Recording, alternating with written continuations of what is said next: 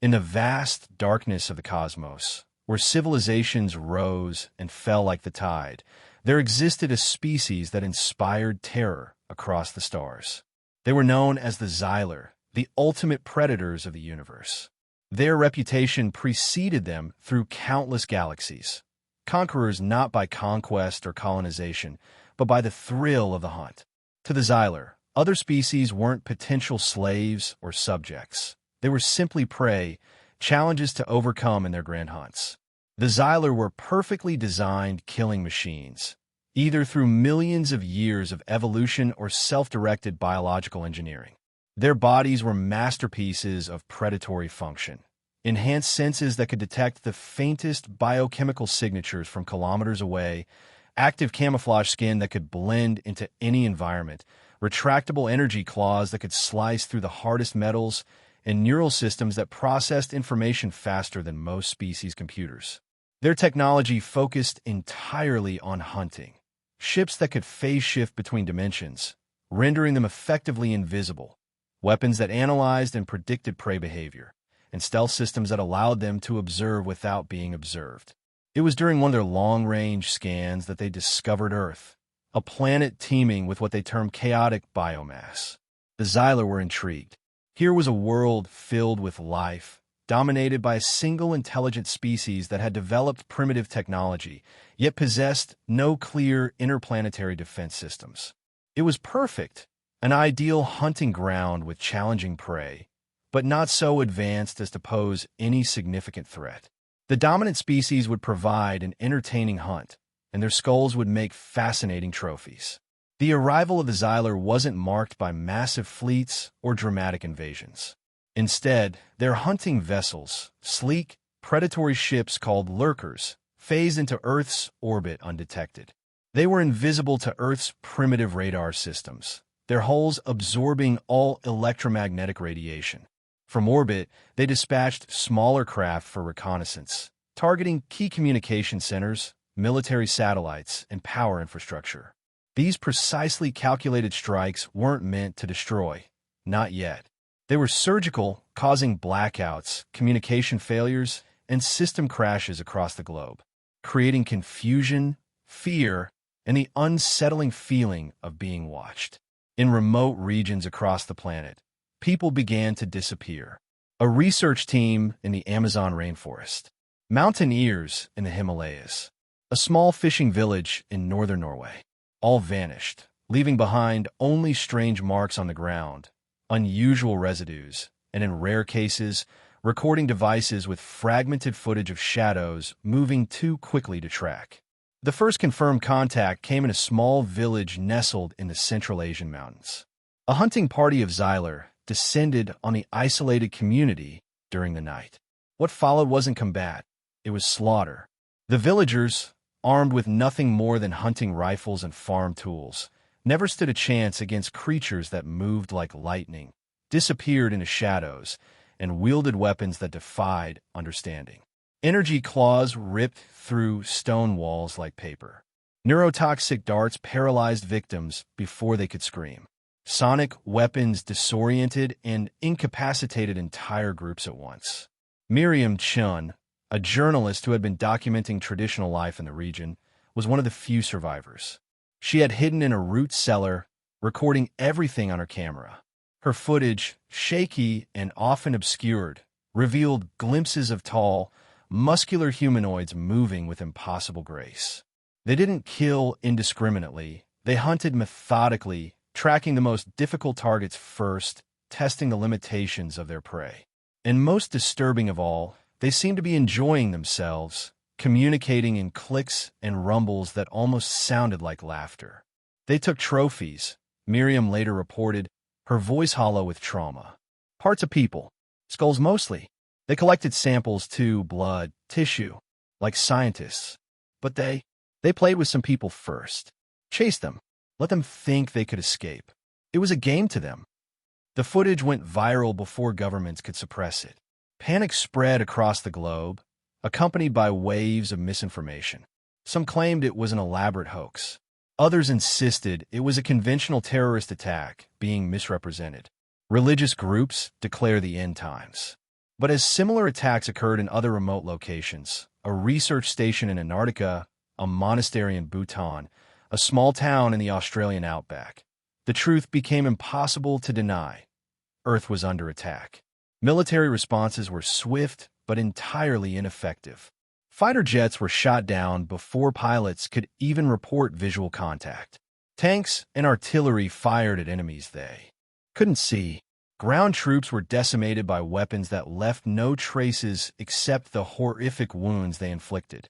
Nuclear options were considered, then abandoned when it became clear the Xylar could detect launches instantly and either neutralize the missiles or simply disappear before detonation. Governments worldwide began to collapse under the strain. The United Nations Security Council convened emergency sessions that devolved into blame and accusations.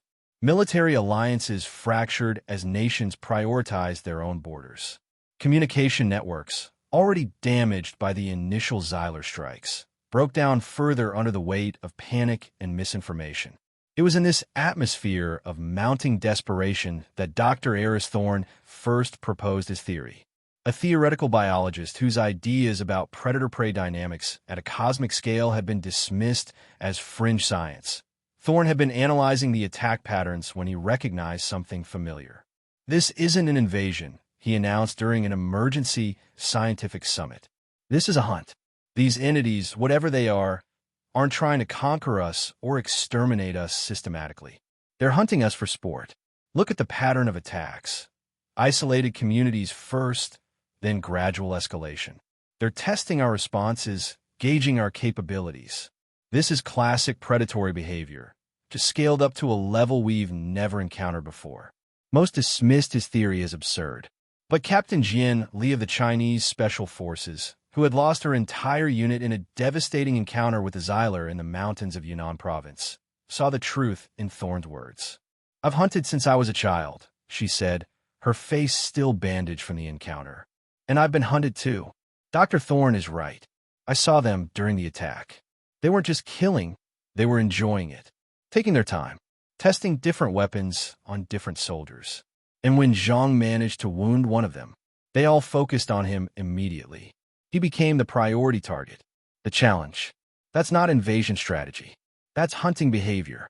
Together, Thorne and Li began to collect data, military reports, survivor testimonies, satellite imagery showing thermal anomalies where Xylar ships might be hiding. They analyzed fragments of Xylar technology recovered from attack sites. A piece of armor that changed color to match its surroundings, a dart that contained a previously unknown neurotoxin, the remains of what might have been a communication device.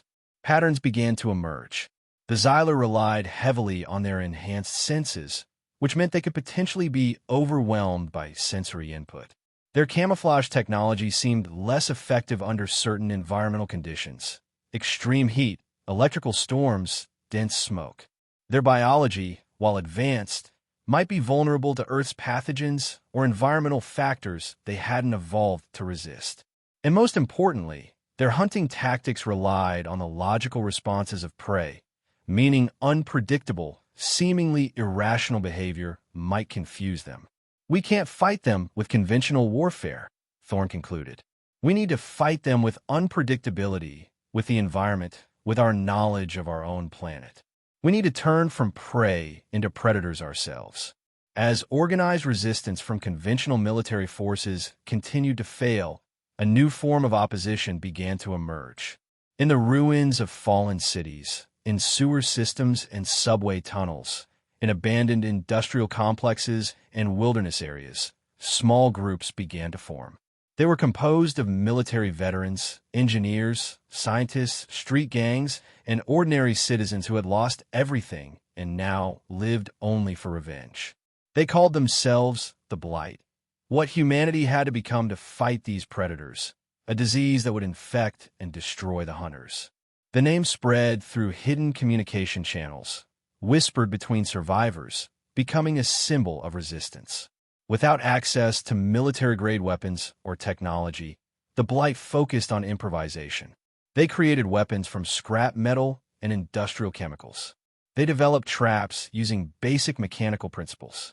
They utilized their intimate knowledge of local environments, The exact layout of a city block, the location of underground passages, the behavior of local weather patterns, to gain advantages the Xylar couldn't anticipate. The first successful counterattack came in the ruins of Bangkok. A Blight cell, led by former Thai Special Forces officer Sawat, had observed the Xylar's hunting patterns for weeks. They noticed that the hunters avoided areas with strong electromagnetic interference. The damaged power plant on the city's eastern edge created exactly such conditions. Sawat's team lured a group of 3 Xylar hunters toward the plant through a series of false targets and retreating decoys. Once the predators entered the high-interference zone, their sensors seemed to malfunction. Their movements became less fluid, their coordination compromised. The Blight struck from multiple angles, using improvised explosive devices, homemade flamethrowers, and modified electrical equipment salvaged from the plant. 2 Xylar died in the assault, the first confirmed kills by human forces. The third escaped, but not before Sawat's second-in-command managed to wound it with a harpoon made from a repurposed power line support.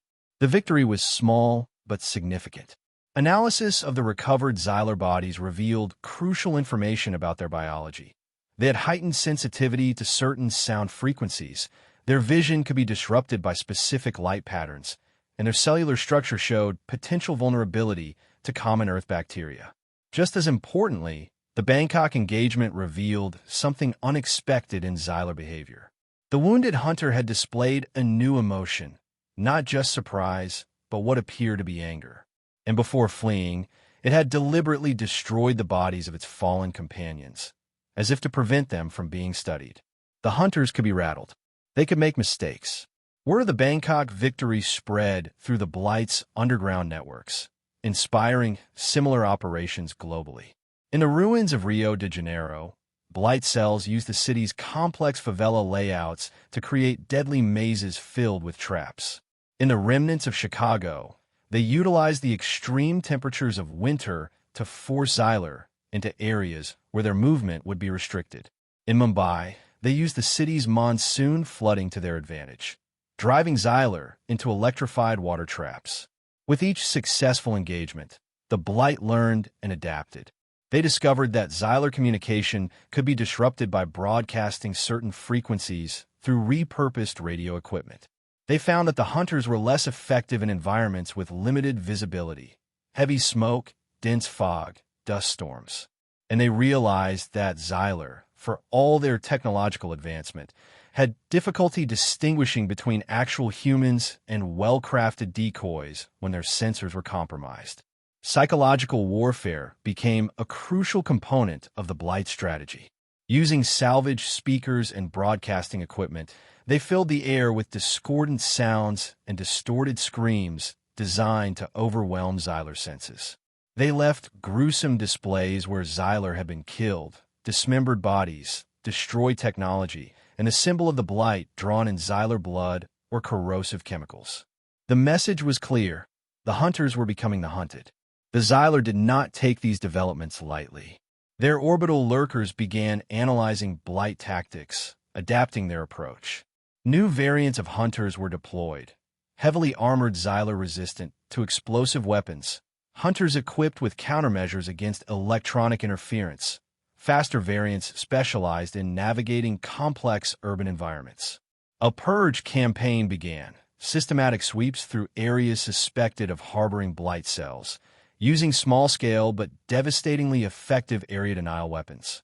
Entire city blocks were reduced to ash. Underground complexes were flooded with toxic gas. The message was clear. The Xylar were no longer simply enjoying the hunt. They were angry. The hunt was now being directed by a veteran Xylar known as the Hunt Master, an ancient, experienced individual who saw humanity's resistance as a unique event, the most worthy prey encountered in centuries. From its command vessel in low Earth orbit, the Hunt Master coordinated the global hunting effort, analyzing Blight tactics and developing counters. The prey fights back. The Hunt Master communicated to its subordinates. This has not happened in 17 cycles. It makes the hunt worthy. Adapt. Overcome. The final trophy will be all the sweeter for the challenge. As casualties mounted on both sides, The Blight was forced to become more ruthless, more pragmatic in their fight for survival. Moral boundaries that would have been unthinkable before the invasion were crossed daily. Dr. Thorne, once a dedicated pacifist who had refused military research grants on ethical grounds, now directed the development of crude biological weapons.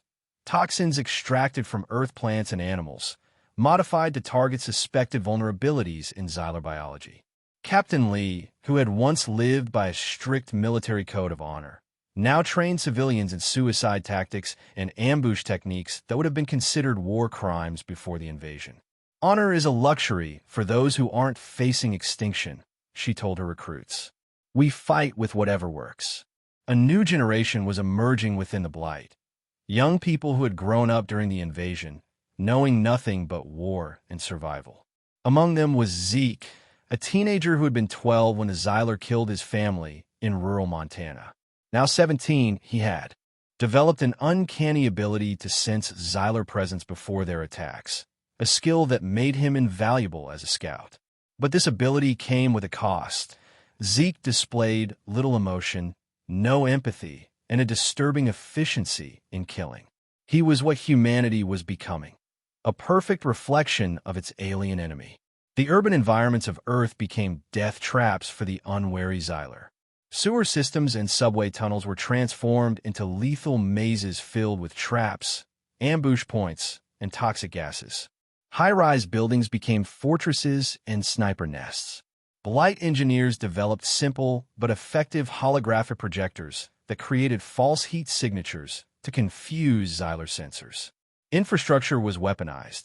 Power grids were rigged to create massive electrical surges. Bridges were wired with explosives. Gas lines were turned into impromptu flamethrowers.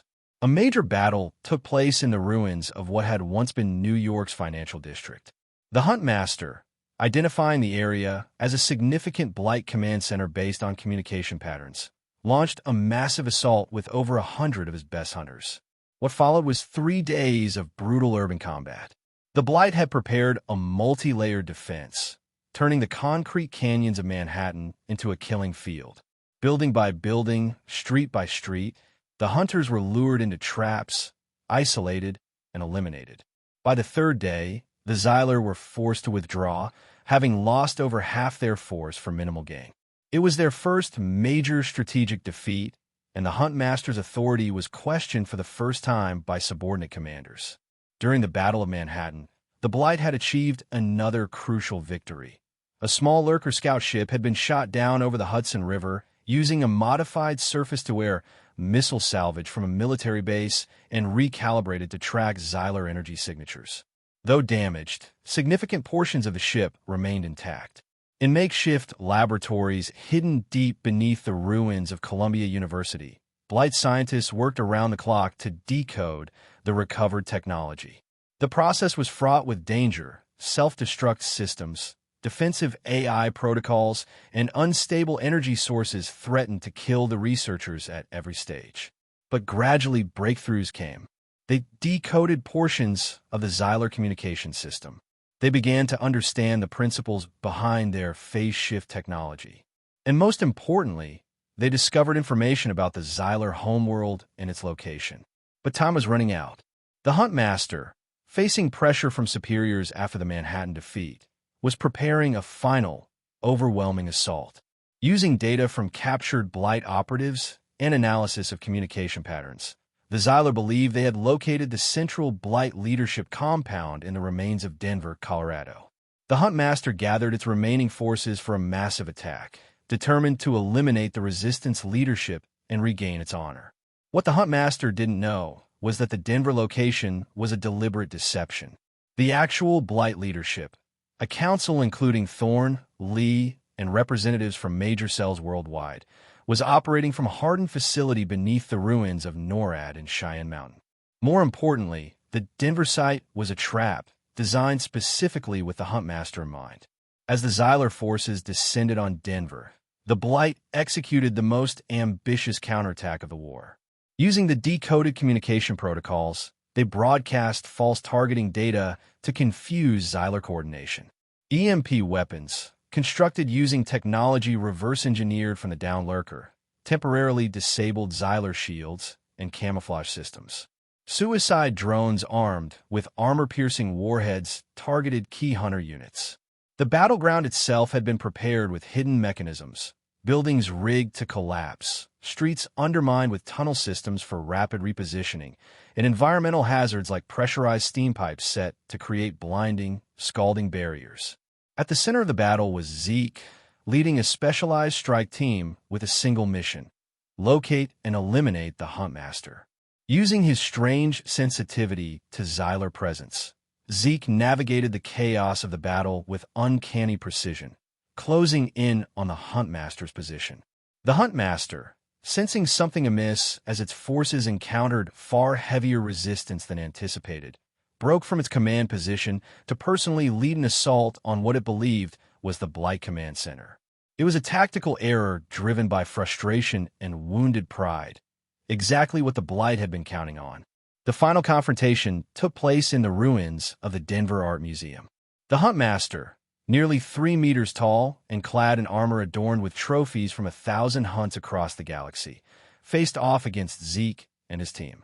The ensuing battle was brutal and one-sided at first. The Huntmaster's centuries of combat experience and advanced technology made short work of most of the strike team, but they had served their purpose as a distraction.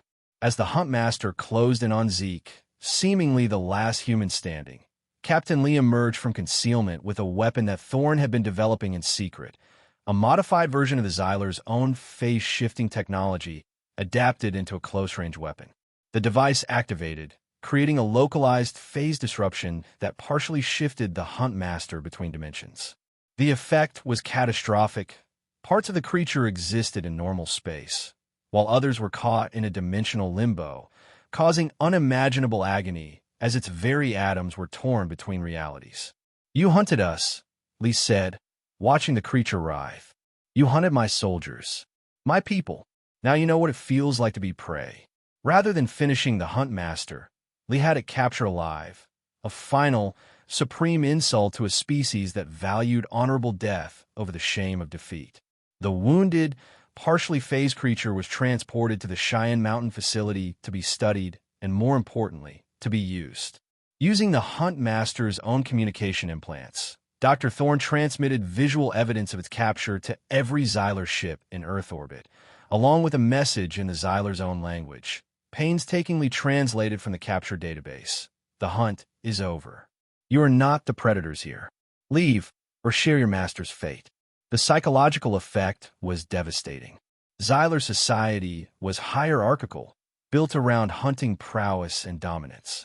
The capture and humiliation of their Huntmaster, combined with the devastating losses they had suffered, broke their will to continue. More importantly, the Blight's final weapon was now deployed, a bioengineered pathogen specifically designed to target Xylar biology, spread through the air-handling systems of buildings they occupied, water sources, and aerosol-dispersing drones. Xylar on the ground began dying in horrific ways: biological breakdown, organ system failure, loss of motor control. They were forced to retreat to completely isolated areas or remain on their lurker ships, significantly limiting their operations on the ground. Fear of Earth's environment spread throughout the Xylar ranks. The lurker ships began phase shifting out of Earth orbit in disarray. Some were attacked and destroyed by Blight forces even as they retreated, using weapons hastily adapted from Xylar technology. Within days, the invasion that had nearly destroyed human civilization was over. Earth had won, but the cost was staggering.